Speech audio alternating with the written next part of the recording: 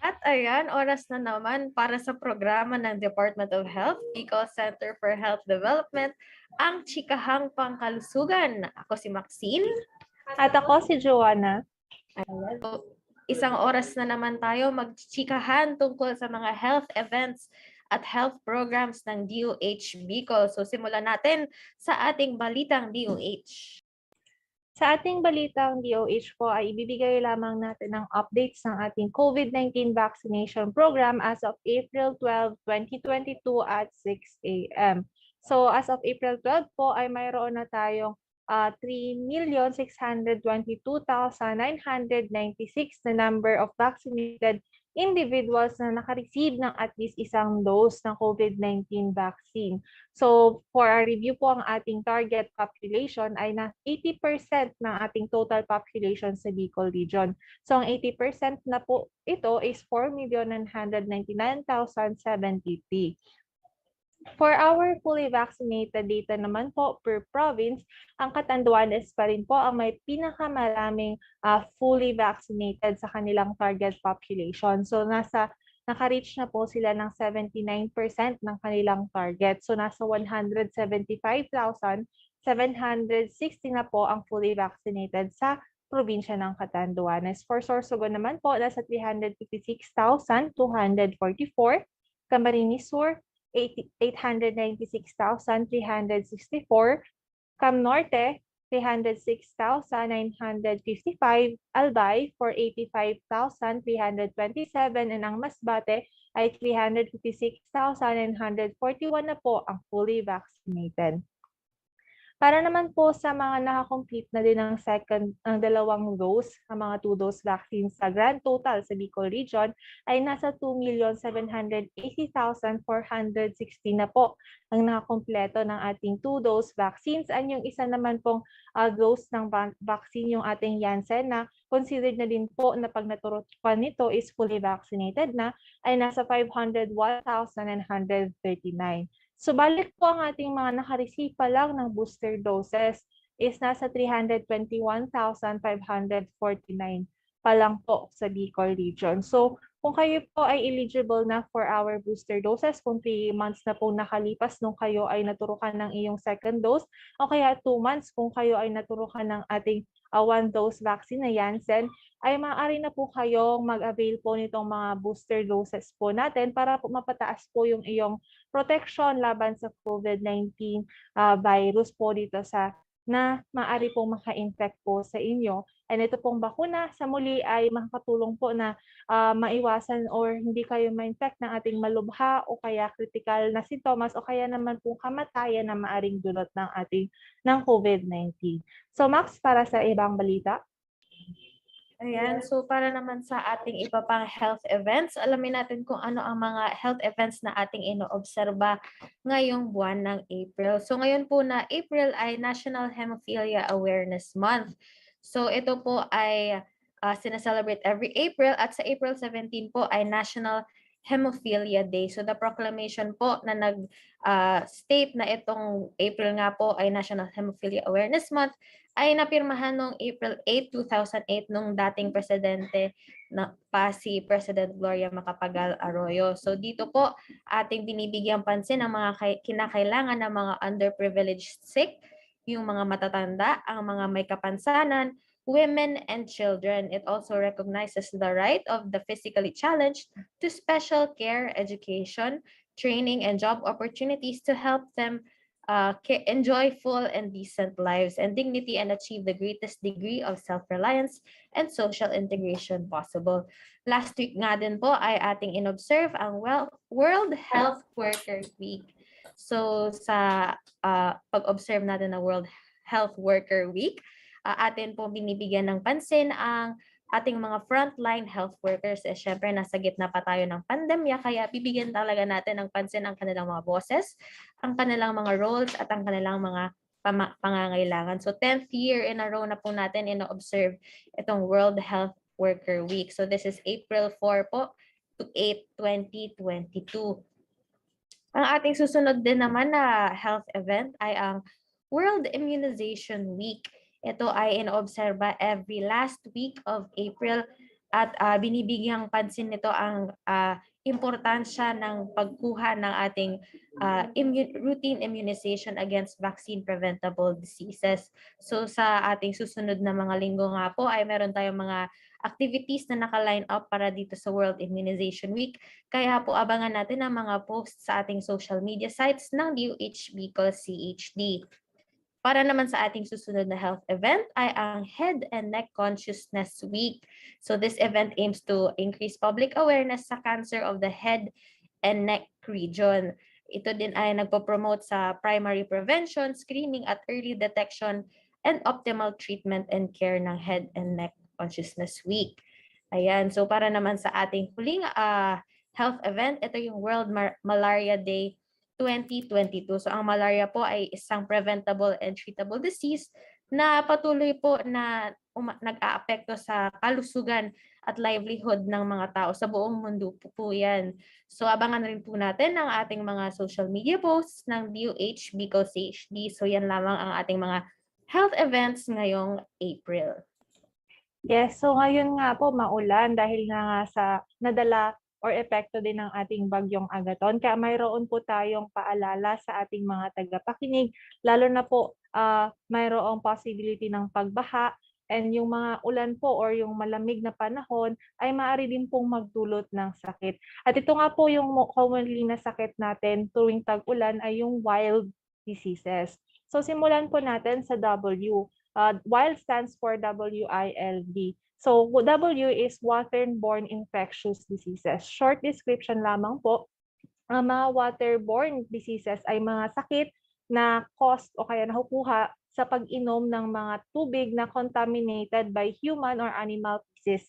Ito po yung mga dumi ng tao kaya ng mga animals na nagko-contain or maaring mag-contain ng pathogenic microorganisms. So ito pong mga contaminated water ay maaring mag-cause ng mga pagdudumi or diarrheal diseases tulad ng or nakakapag-include ng ating mga several species ng tulad ng salmonella o kaya Shigella bacteria, cholera, hepatitis A, and typhoid fever. Waterborne and foodborne diseases po ay transmitted sa pamamagitan ng pag-ingest ng mga contaminated na pagkain o kaya ng tubig.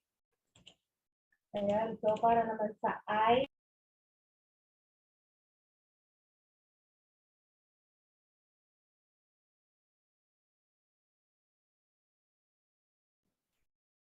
Ayan, so ang ating letter I nga po sa wild diseases, ito yung influenza or mas kilala natin bilang flu. So ito po ay nakakalat sa pamamagitan ng pagpasok ng mga droplets sa ating katawan through our nose or mouth.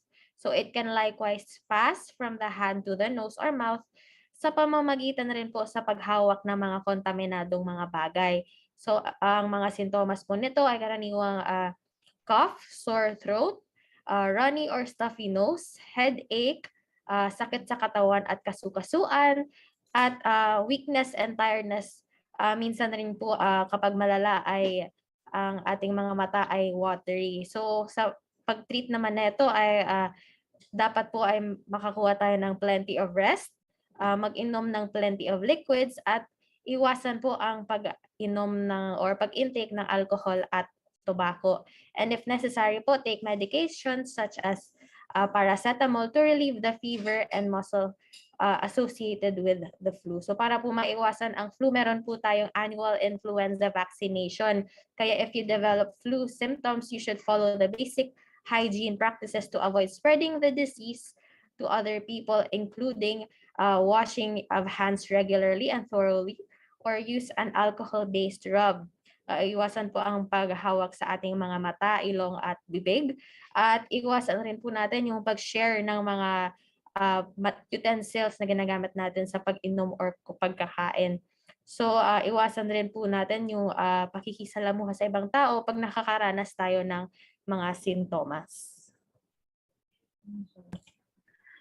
next po natin, our letter L for wild diseases stands for leptospirosis. So humans po, ang mga tao ay usually nakukuha natin itong sakit na leptospirosis pag tayo po ay nagkaroon ng contact with water o kaya soil na contaminated ng urine or ihi ng ating ng infected animal. So usually po ang symptoms po nito is high fever, headache, muscle aches, especially po sa ating calf, abdominal pain, nausea, pagkahilo o kaya pagsusuka, red eyes and chills.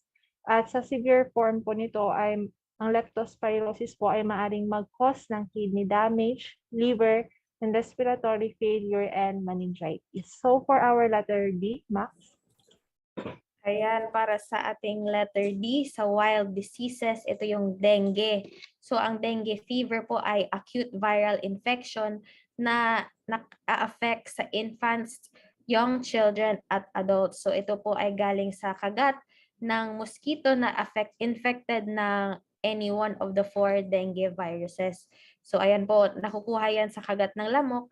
At pag may dengue po ay nakakaranas ng sintomas tulad ng fever, sakit sa katawan at kasukasuan, panghihina, rashes pagminsan, nose bleeding, abdominal pain, vomiting, and dark colored stools at heavy breathing. So mamaya-maya nga po ay meron tayong media dialogue, 3 p.m. po yan, at ating pag-uusapan ang dengue. So makasama natin si Sir Nick Bulunya, siya ang Dengue Program Coordinator. Abangan po yan sa page ng DOH Bicol CHD.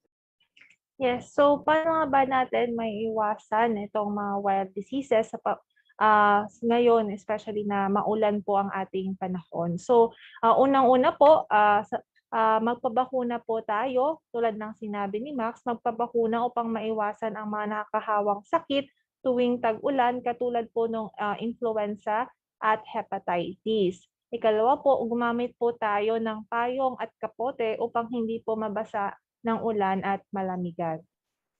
Ikatlo rin naman, iwasan ang mga lugar na masisikip, walang masyadong pumapasok na hangin o mga lugar na walang magandang ventilasyon. Importante po ang daloy ng hangin para maiwasan ang ibang mga sakit. So ang pang-apat rin naman ay iwasan ang malapit na pakikipag-ugnayan sa mga taong may sakit, may lagnat at ubo. Ikalima po ay uminom tayo ng malinis na tubig. Pakuluan po natin ang tubig kung hindi po tayo sigurado na malinis at ligtas itong inumin. At ika-anim, iwasang bumili ng mga pagkain mula sa ating sidewalk vendor upang maiwasan po yung mga sakit na dala ng mga pagkain na ito. Importante rin na itaob ang mga maaaring ipunan ng tubig katulad ng mga drum, timba, mga lumang gulong at bote na maaaring pangitlugan ng mga lamok para maiwasan ang dengue at iba pang sakit. At syempre, tiyakin natin na malinis at hindi barado ang mga gutters at alulad ng bubo na dinadaluyan ng tubig. Ika-siyam po, huwag lumusong sa baha o kaya lumangoy sa tubig baha upang maiwasan po natin ang sakit na leptospirosis. At ugaliin din po nating maging malinis hindi lamang po sa ating katawan, kundi pati na rin po sa ating kapaligiran sa lahat ng oras. At syempre, ugaliin ang masusi at madalas na paghuhugas ng mga kamay gamit ang sabon at tubig, lalo na bago maghanda, magluto, kumain at pagkagaling sa palikuran. At syempre, iwasan ding hawakan ang mga mata at ilong kung marumi ang mga kamay. So ayan lamang po ang iilan sa mga paraan para maiwasan ang mga wild diseases sa ngayon na tag-ulan.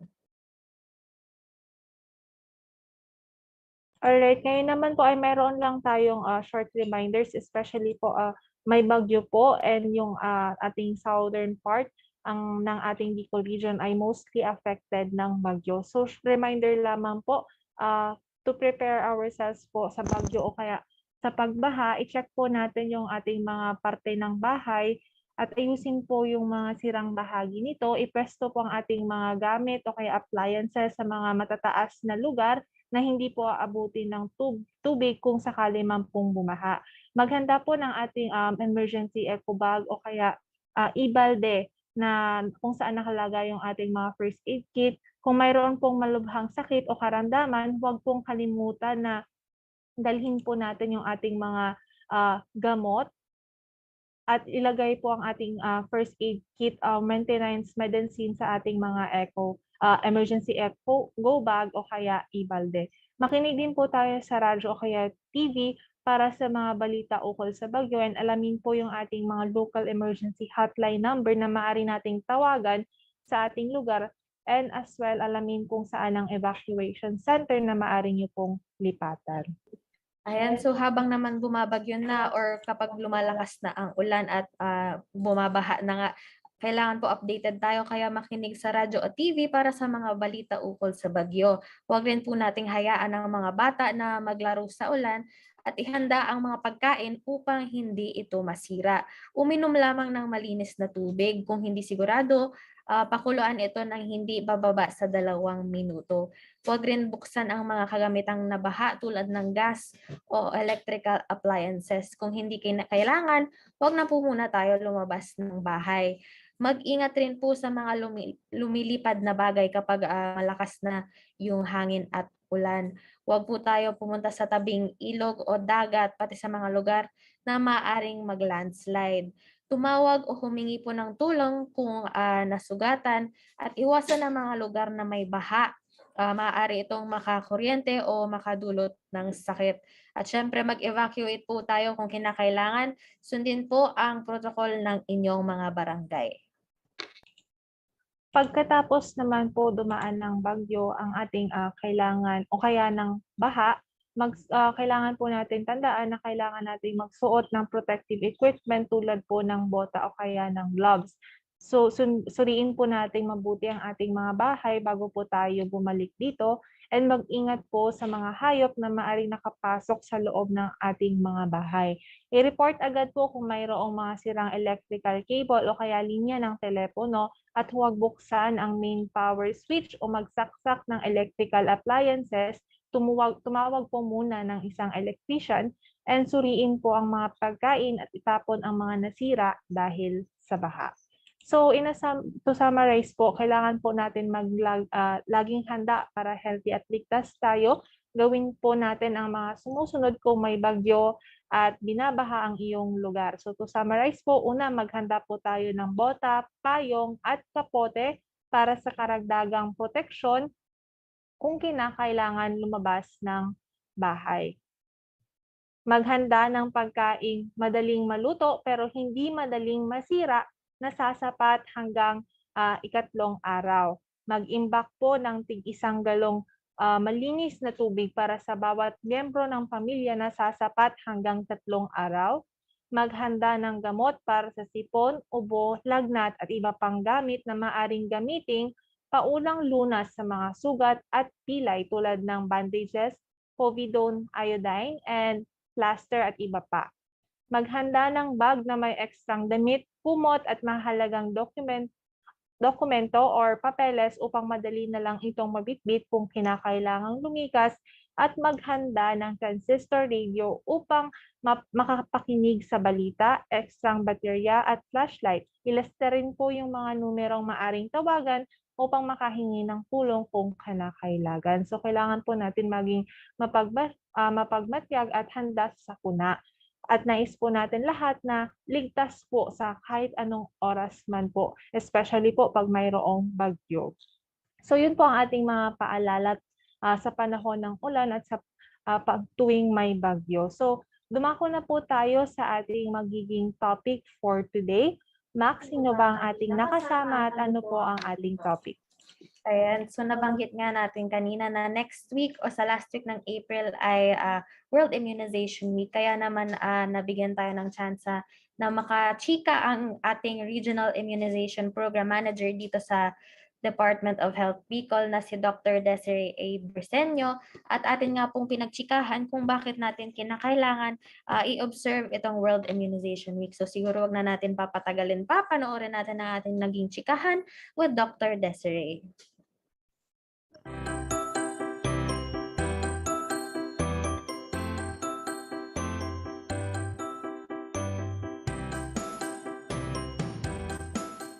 So ayan, since nga sa ating last week of April ay ating i-observe ang World Immunization Week, makakasama natin si Dr. Desiree Briseño, ang ating Regional Immunization Program Manager dito sa Department of Health, Bicol Center for Health Development, para malaman natin kung para saan ba itong World Immunization Week at kung ano ba dapat ang mga abangan na activities.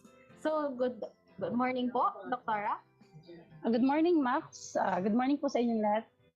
Alright. So, start po tayo, Doktora. Sa bakit nga ba kailangan itong World Immunization Week? Bakit may ganitong event? So, meron tayong World Immunization Week para makapag-raise tayo ng awareness sa kahalagahan ng ating mga bakuna, yung kahalagahan ng pagbabakuna para ma-ensure natin yung high quality and mataas na coverage para sa ating mga bakuna. At ang pinaka-ultimate goal talaga nitong World Immunization Week is para syempre madaming tao ang mabakunahan natin at maging fully immunized, completely immunized yung ating mga communities para maprotektahan sa mga vaccine-preventable diseases. Okay, so nabanggit nyo nga na ang ating World Immunization Week is to raise awareness sa importance ng immunization. Ano nga ba po, Doktora, itong importance ng immunization? Ayun, ang importance talaga nito is kasi yung mga bakuna, na-invento yan para ma-prevent yung mga infectious diseases na dati ay nung kapanahunan madaming namatay dahil dito sa mga sakit na ito. Kaya nung na-invento yung mga bakuna, doon bumaba yung bilang ng mga bata, ng mga matatanda na namamatay dahil sa mga infeksyon. So nung nagkaroon na tayo ng bakuna, ayun na, bumaba na yung risk ng pagkakaroon ng mga seryoso, mga malubhang sakit at pati na din yung mga disabilities at pagkamatay katulad ng sa measles or yung whooping cough. Ganun po. Okay. So ito po bang immunization, Doktora, mandatory po ba siya? Required po ba siya na makuha? Ang immunization po ay hindi po siya mandatory. Pero syempre, tayo po ay ini-encourage po talaga natin yung publiko, yung mga tao na magpabakuna para maprotektahan po tayo dito sa mga vaccine-preventable diseases. Ayan, so salamat po, Doktora, sa clarification. Hindi naman po siya mandatory, pero very advisable na magpabakuna para rin naman sa proteksyon natin at sa ating mahal sa buhay. So, libre po ba, may libre po ba tayong binibigay na immunization? Yes, opo, meron po tayong libreng bakunang binibigay sa DOH. Kaya po, ano pa bang hinihintay natin? Di ba? Magpapabakuna na lang tayo. Libre naman. Mag-avail na po. Yan, libre naman pala. So, saan po ba, Doktora, pwede pumunta para makuha itong libreng immunization? Sa ating pong mga rural health units at magbabarangay din po tayo sa mga barangay health centers. Meron din po mga bakunahan doon, especially po kapag Wednesdays. Kasi meron po tayong tinatawag na Bakuna Wednesday. Alright. So, ayan, pumunta po tayo sa pinakamalapit na health facility para magpabakuna, lalong-lalo na sa mga Bakuna Wednesday. So, sa ating pagbabalik po, Doktora, ipatuloy natin ang ating chikahan tungkol sa immunization. Alamin natin kung ano pa ang iba pang mga kaalaman tungkol sa immunization. So, magbabalik po ang chikahang pangkalusugan.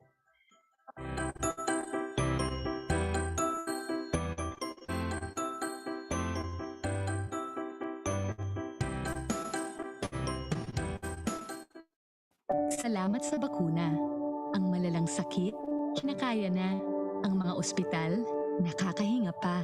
Nababawasan din ang kaba at dumadami ang mga muling pagkikita. Pero para patuloy tayong maprotektahan, booster naman ang kailangan. Dagdagan ang bisa ng bakuna para dagdagan ang mga makabagong bukas. Palakasin ang kinakailangang ingat para tuluyang makaangat ang lahat. Ingat-angat, bakuna lahat.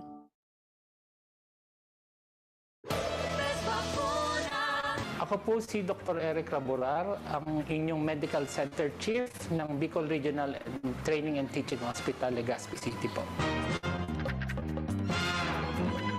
Base po kasi sa pag-aaral, lumalabas na may pagkakataong bumababa ang level ng proteksyon ng isang taong na immunize po. Kaya po hinihikayat namin kayo na magpa-booster po para po tuluyang maiwasan yung kayo po ay ma-COVID pong muli.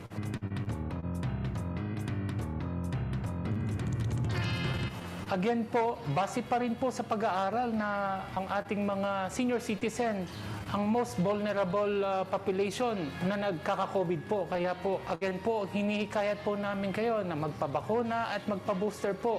Kasi po, kayo po yung mga population na higit na nangangailangan ng bakuna po at ng booster po.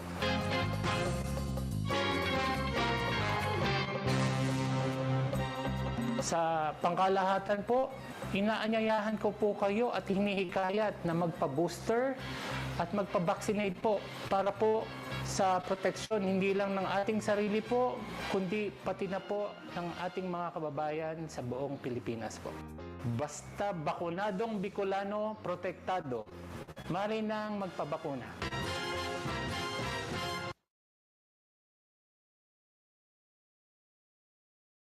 Kamusta ka na? Grabe no, halos 2 taon na tayong ganito. Pero bilib rin naman ako sa mga nagawa natin. Ang pagmamask, bahagi na ng araw-araw. Mas malinis at maingat na rin sa ating mga galaw. Pinahalagahan natin ang kalusugan. Kahit paminsan, kinailangang mapalayo sa minamahal. Nagpabakuna at nagpa-booster. Kahit kabado sa karayom, naging matapang para sa dagdag na proteksyon. Sa pagkakaisa, malayo ang ating narating. Nakabalik tayo sa mga namimiss nating gawin. Kinaya dahil sa alaga sa isa't isa. Kaya sige lang, anumang hamon, mas kakayanin pa. Tuloy ang ingat, tuloy ang angat.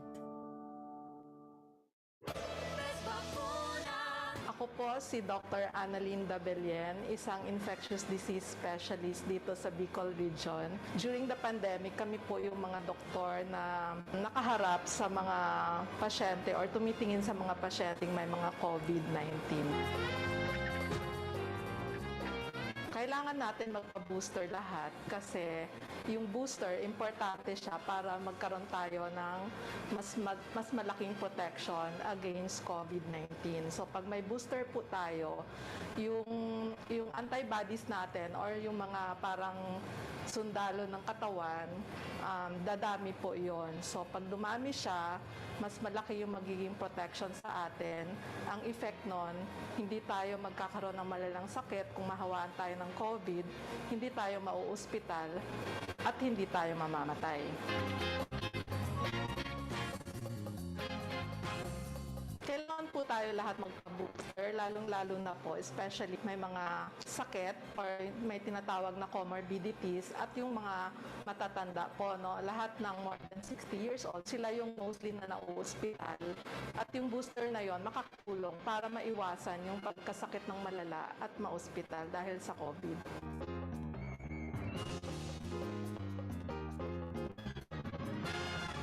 So, ang bakuna po kasi, prevention yan. Ibig sabihin ng prevention, binibigay yan para hindi tayo magkasakit or hindi tayo magkaroon ng malalang sakit.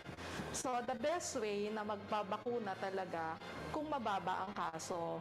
Kasi, by the time na tumaas yung kaso or magkaroon ulit tayo ng bagong variant at magkaroon tayo ng surge, meron na kayong panlaban dun sa sakit na yon. Kasi yung katawan nyo nag-develop na ng mas madaming sundalo or panlaban dun sa COVID-19.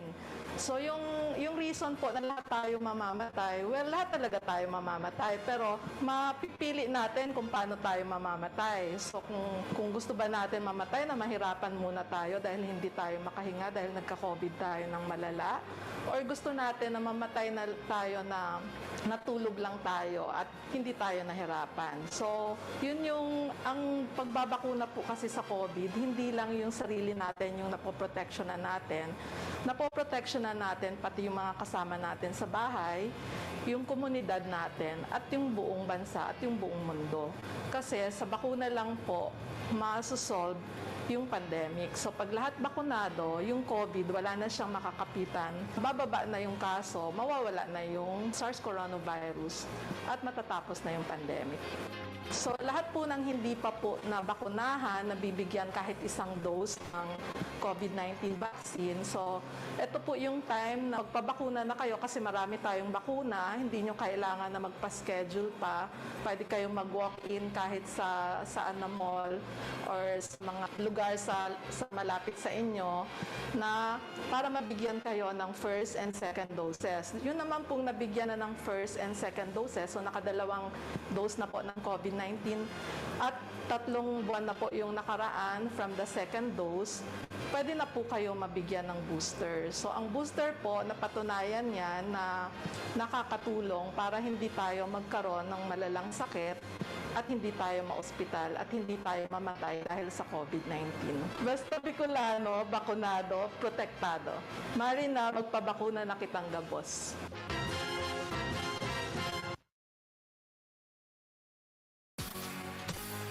May mga sakit dyan na pwedeng maiwasan kung mapabakuna si baby. Protektado siya, may bakuna para dyan.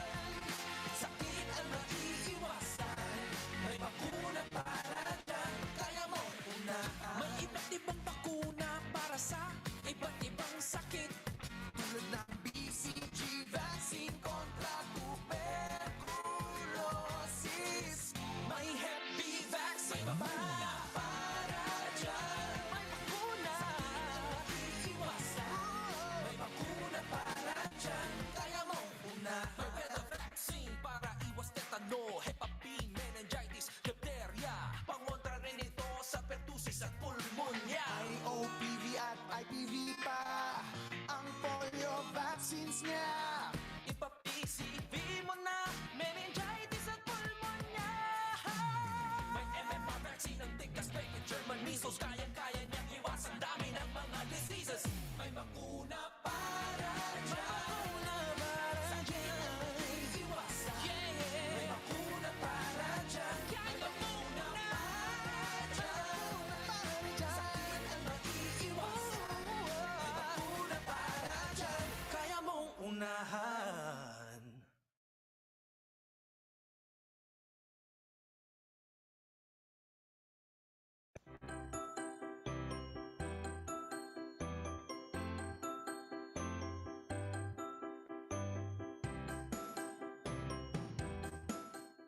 At nagbabalik ang chikahang pangkalusugan. Kasama pa rin natin si Dr. Desiree Briseño at si Doc Des.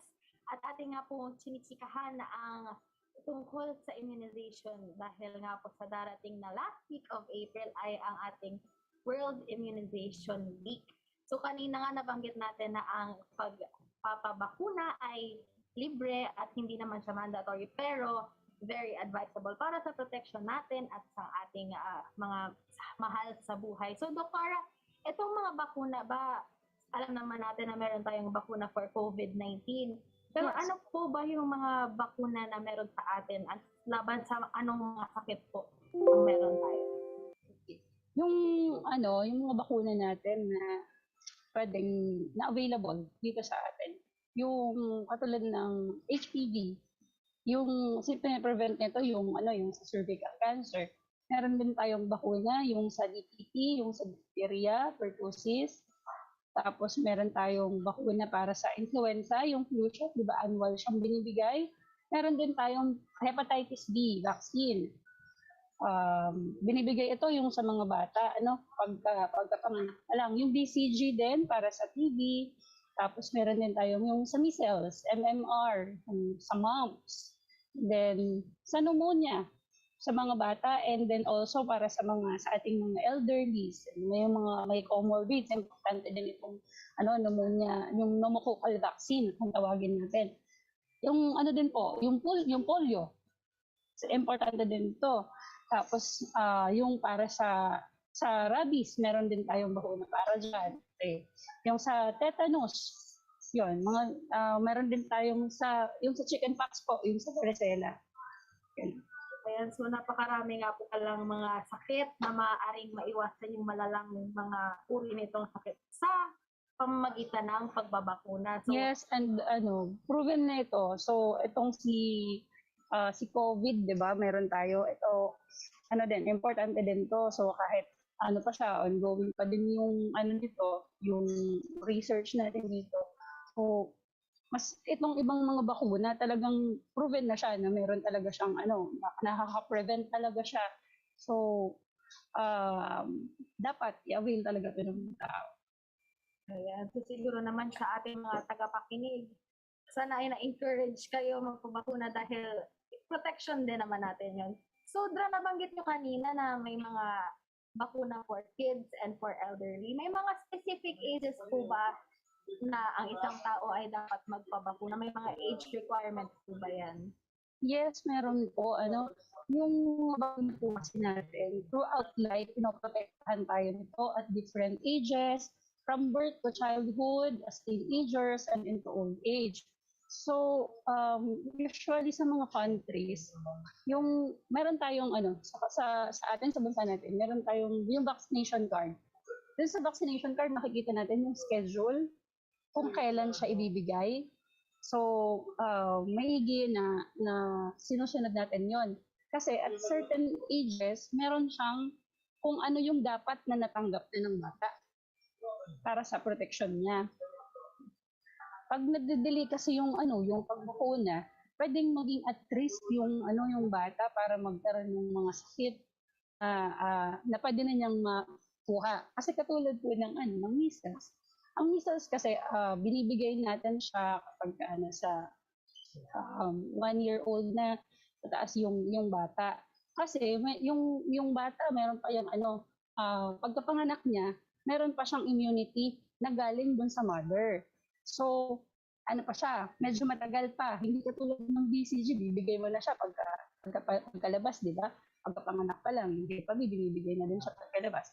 Pero yung iba, katulad ng sa measles, kasi meron pa siyang galing dun sa mother. So, ayun, meron siyang mga kaya dapat, nandun naman yan sa vaccination card. Makikita dun yung schedule. Ayan, so nasa vaccination card naman yung details. So sa mga interesado or gusto magpabakuna, tingnan na lang po natin kung ano yung mga age requirements. Ayan, so Doktora, meron tayong naririnig na mga anti-vaxxers, hindi lang sa COVID, pero sa iba pang sakit. Ano po ba ang mga risk kung ang isang tao ay hindi makatanggap ng kahit anong immunization? Okay. So, ayun nga, dahil ang immunity na natin is our body's way of preventing diseases, kapag pinanganak yung isang tao, yung immune system niyan, hindi pa siya fully developed. So, at risk talaga siya na makakuha ng mga infeksyon. So, itong mga bakuna natin, nakaka-reduce siya ng risk na yun na makakuha ng mga infeksyon by working sa body natin na para magkaroon ng natural defenses. So, para tinutulungan niya na magkaroon tayo ng immunity. Okay. So, Doktora, sa dami ng vaccines na ating nalista kanina, meron bang vaccine na pinaka-kailangan sa iyong palagay po? Or meron rin po bang mga vaccine na okay lang kahit hindi matanggap?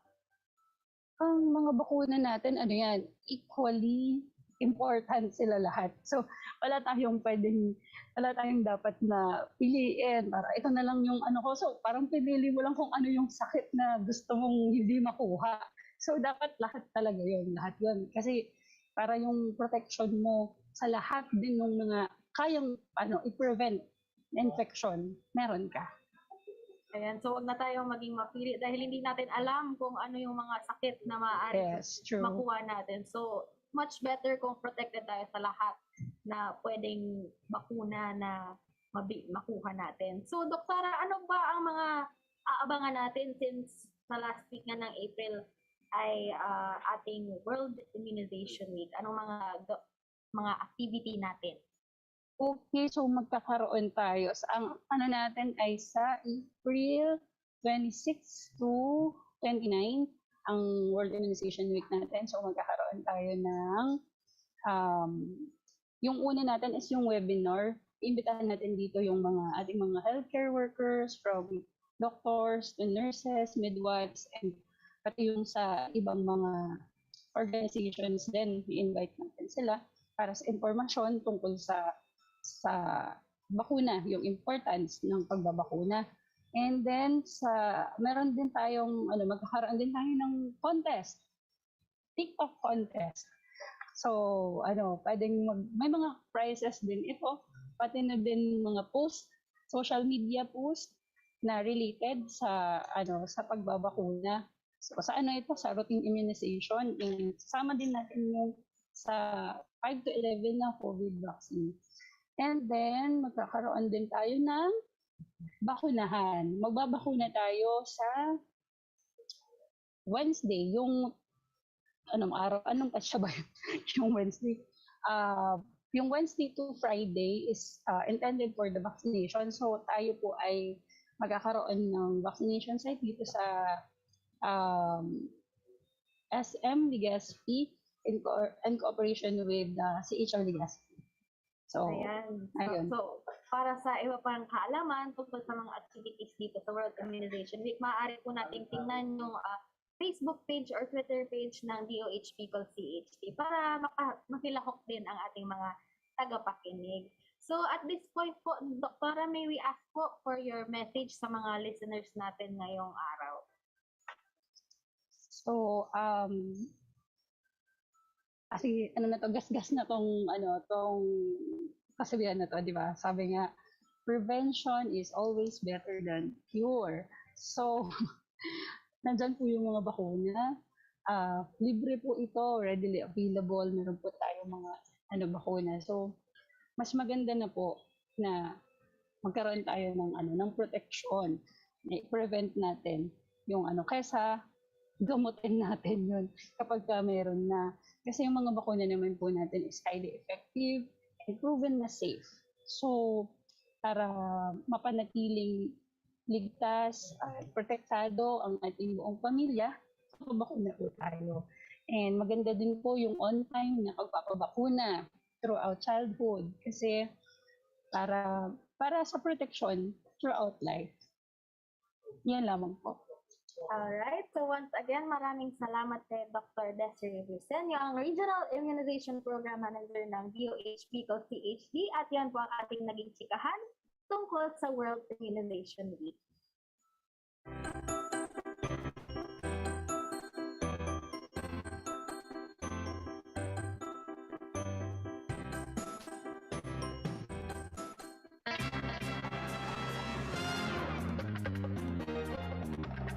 Ako ay si Reggie Manadlao, DOH nurse assigned sa Legazpi City. Nagpabooster po ako para maprotektahan hindi lang ang sarili ko, pati rin ang pamilya ko at mga taong nakakasalamuha ko para tumaas yung antibodies ko against COVID-19. Ang vaccine pala na binigay sa akin ay Pfizer. Nung sumakit lang dito yung injection site ko, tsaka wala naman na adverse reaction sa akin. Wala akong naramdaman. Sa mga hindi pa nagpapa-booster dose, magpa-booster na po, dose na po kayo para protektado po tayo lahat. Marina, magpabakuna na!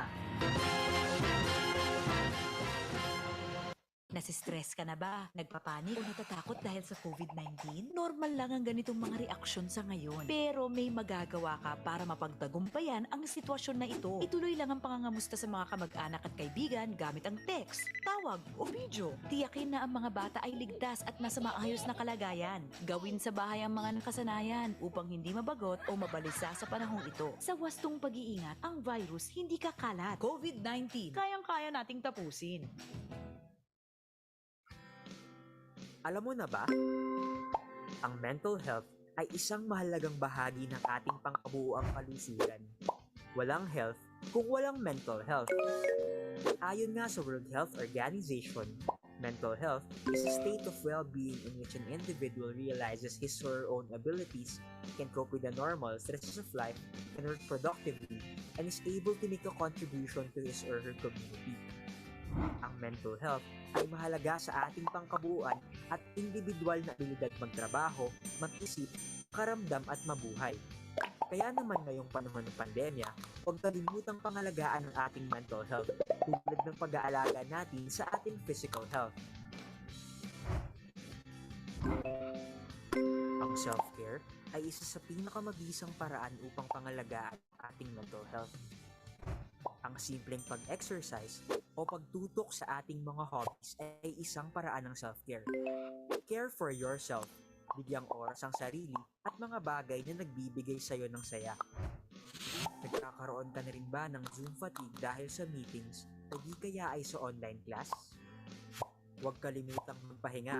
Importanteng maglaan ng break at ipahinga ang utak. Maglaro muna ng paboritong games. Malaking tulong ang breathing exercises sa pagpapakalma at para maibsan ang ating pakiramdam.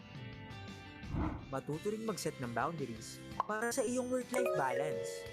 Matutong irespeto ang work boundaries ng iyong mga katrabaho. Dahil sa pandemya ang ating kinakaharap, hindi mapigilan na tayo ay mapalayo sa ating mga mahal sa buhay. Ngunit hindi dapat maging hadlang ang distansya upang tayo ay mag-hashtag care for others. Kumusta mo na ba sa lolo at lola this week? How about sina mama at papa? Mga kapatid, kaklase? Kung hindi pa, ang isang simpleng kumusta sa pamamagitan ng video or voice calls o text messages ay tiyak na makatutulong sa kanilang mental well-being.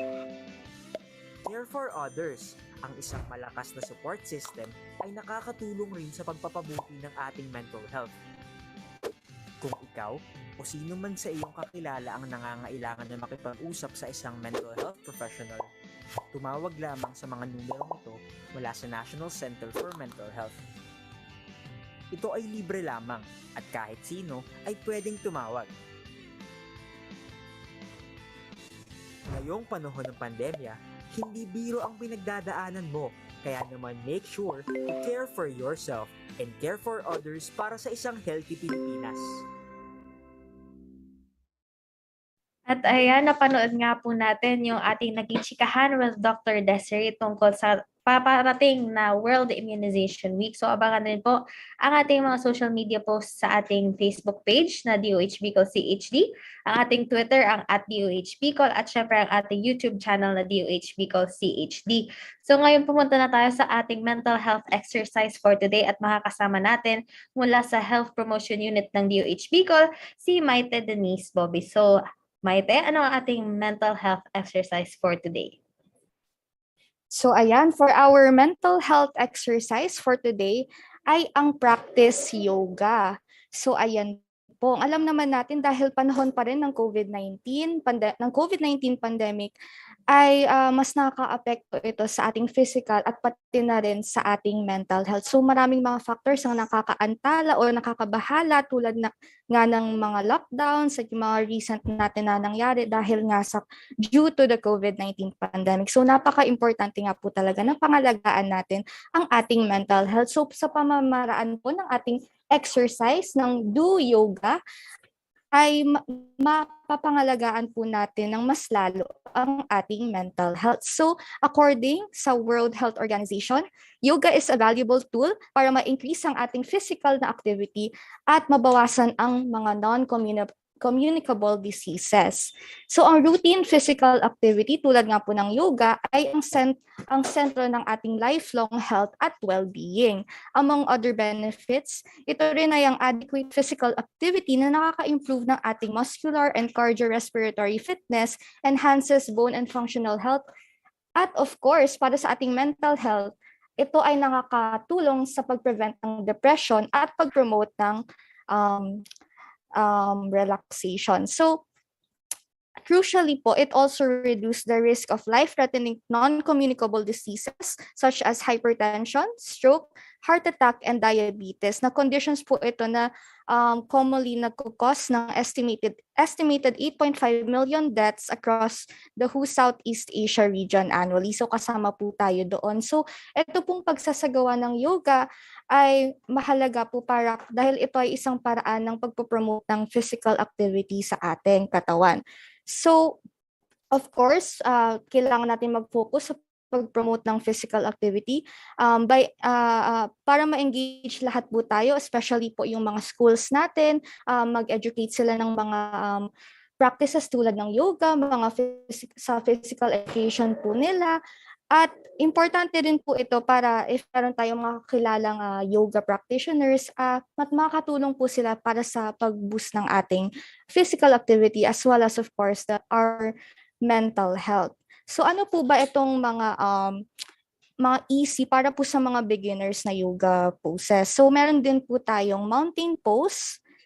Ang mountain pose po ay very easy lang. So if you can do this po, ang steps natin ay stand straight lang po and then raise your hands above your head na straight din po at do this po for at least 10 to 15 seconds. So ang benefits po na makukuha natin pag ginawa po natin itong yoga pose na mountain pose ay makaka-improve po ito ng clarity sa ating isip, makaka-warm up ng thighs and tones, low abs, calming and grounding, strengthens small muscles in feet and ankles, and of course, this could also improve our mental focus. So, paano nga po natin itong magagawang mga pose nito? Siyempre, kailangan natin ng yoga-friendly environment. We can do this at home, sa mga ibang yoga settings, sa work, sa mga ibang yoga facilities. So, you don't need a ton of space. Basta meron lang po tayong mat, mas maganda at calming na environment po. Pwede din tayong magsindi ng mga scented candles para po mas ma-lift ang ating mood at mapangalagaan po ang ating mental health. So, kailangan din po ng privacy. So we can clear our thoughts. Mas importante po talaga na alone lang tayo when doing yoga or in a group setting. So, ayan po ang naging exercise natin today. So of course, dapat mag-focus tayo sa hindi lang sa physical health, kundi pati na rin po sa mental health. So ayan po ang ating naging yoga exercise for our mental health segment. All right, maraming salamat, Denise, for that mental health exercise. So I think that concludes our Chikahang Pangkalusugan for today. Sa muli, ako si Joanna. At ako si Maxine at huwag po natin kakalimutan na sundin ang ating minimum public health standards at magpabakuna na para sa patuloy na pagbaba ng mga kaso ng COVID-19 dito sa Bicol Region. At huwag rin po natin kakalimutan na i-follow ang ating mga social media pages sa Facebook po, DOH Bicol CHD, sa Twitter at DOH Bicol, sa ating YouTube channel at sa ating TikTok. May TikTok na po ang DOH Bicol. I-follow din po yan at DOH Bicol CHD. So sa muli, maraming salamat sa mga tumutok at magkita-kita tayo muli sa ating susunod na chikahan. Magandang tanghali po sa inyong lahat.